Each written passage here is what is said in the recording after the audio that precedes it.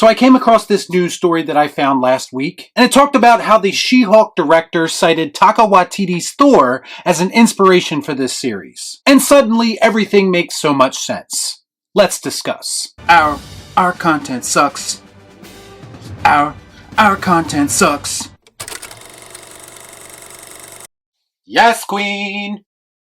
Before I get started, I'd like to kindly ask that you hit the like button, and please subscribe to the channel for more content just like this. All I'm offering is the truth, nothing more. If you told me 10 years ago that there would be a She-Hulk show that would deep dive into the complexities of a dual personality, that concept would have been very appealing to me. I've always said that the concept of any Hulk character brings this Jekyll and Hyde aspect to the story, and it offers a lot of great character study opportunities. And if you had capable writers and directors working on such a project, I think that would offer a lot of potential storytelling-wise. That makes sense. Unfortunately, that's not what happened for this She-Hulk story in 2022. Yes, they are addressing the dual personality aspect of her character, but it's done in such a way that it makes it impossible for a lot of people to get invested in her struggle. A lot of that has to do with everything feeling so rushed or glossed over. Everything feels very surface deep and like they're just setting you up for the next gag. Ha ha, very funny, motherfucker! And that, my friends, is where these Taika Waititi comparisons start to make a lot of sense. There's no character study going on here in this show. What they are doing is addressing concepts that would probably take a lot more time to cover normally, which has always been the benefit of writing a TV series, because it gives you that extra time with the characters that you do not get with movies. Yet the creative team behind She-Hulk decided to take this more lighthearted, episodic approach to this character that only serves to waste the audience's time and build to absolutely nothing. Don't waste my motherfucking time! So what we are left with is a poorly written, unintelligent, unfunny sitcom, and that's it. We got the wedding episode, we got the new job episode, and this week we get the new boyfriend episode. That's right, episode 7 of She-Hulk features Jen going on several dates with Josh, a character we met briefly at the wedding episode. And after they once again gloss over how they even started dating to begin with, and they gloss over their dates as well in a really poorly done montage, and then they expect the audience to give a shit when they sleep together and Josh decides to not text Jen back. I don't care! The reality is that we didn't spend enough time with these characters or their relationship to justify the audience spending an ounce of our feelings on this development. In fact, it just came off as another instance where the show itself is putting Jen down as a character. And you want me to believe that the people making this show actually give a shit about She-Hulk. That's a huge bitch! The rest of this episode features Jen obsessing over her phone because Josh isn't texting her back. And then she eventually ends up at Emil Blonsky's therapy retreat. And once again, I'm saying to myself, I can't believe that this show actually exists in this capacity. There's been a rumor circulating that the reason that some of these projects are suffering is that Kevin Feige is stretched too thin as a producer. I'm going to be very clear about this. I don't care how busy I am. If someone dropped the She-Hulk script on my desk and asked me to greenlight them, I would probably laugh them right out of my office. Anybody care about what I want? I do. Shut up. Get out.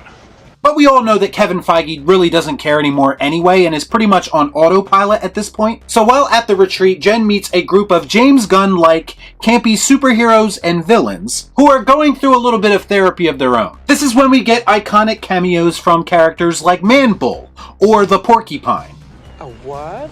Remember when Marvel was really good at Easter eggs and referencing obscure characters? This is proof that they basically aren't even trying anymore. So eventually She-Hulk ends up in a therapy session with all these stupid characters, as well as one of the guys that tried to attack her in the alleyway and steal her blood. Yes, because Jen's blood is the only minor plot point that is pretty much holding all of these garbage episodes together. At first she's upset with him, but he claims that he's reformed, and she kinda gets over it pretty quickly. Eventually this leads to She-Hulk telling the group what is bothering her. That being that she didn't get a text back from some guy that she slept with. Why do you cry? Once again, this is supposed to be a superhero show, ladies and gentlemen. The whole idea behind all of this is that Jen finally found a guy in her eyes that accepted her for being just Jen and not She-Hulk. And she was hurt when he stood her up after they slept together. Great. The big reveal comes in the form of a flashback that I'm pretty sure anyone with half a brain saw coming. So basically, after Josh banged Jen, he cloned her phone and then stole a blood sample from her. So basically, he was just a mole sent in by this mysterious threat. No shit. And that's it. Where will the She-Hulk sitcom take us next? Maybe Bob fucking Saget can show up in the next episode in CGI form and give her a pep talk about trusting the wrong kind of people. Speaking of pep talks, I can't fathom a situation where Tim Roth willingly signed up for this show. Maybe he just needed the money, I don't know his financial situation, but he's a lot better than this. In fact, we'll add him to the list of great actors who are underutilized by Marvel Productions. I'm looking at you, Christian Bale. Fuck me, right? Which brings us full circle in this conversation, and I think there's one thing that we can all agree on. That's that Taika Waititi's superhero movies should not be used as inspiration for anything, ever. Unless your goal is to showcase what not to do with iconic characters. This show is complete garbage, and again, I judge anyone who calls themselves a critic and tries to defend this bullshit. Whether you're flip-flopping YouTubers named Joe, not me of course, or Rotten Tomatoes certified critics like this dumbass who called this show brilliant, one thing is very clear to me, and it's that some people will bend over backwards to defend Daddy Disney at all costs. And we as a fandom simply cannot allow them to get away with that. Because when that happens, that will only encourage Marvel Studios to make more garbage like She-Hulk and Love and Thunder. What excuse will Cancel Joe use today in fan-blaming bingo? It absolutely disgusts me that this man-baby continues to criticize a show that people worked very hard on. Here's an idea. Once again, if you don't like it, don't watch it. It wasn't made for you anyway. You just represent a small vocal minority. And let's be honest, only incels hate She-Hulk anyway. Maybe, just maybe, you should learn to let people enjoy things. And stop bringing everyone down with your toxic criticism. This is yet another reason why I think it's time for Real Shift to be cancelled.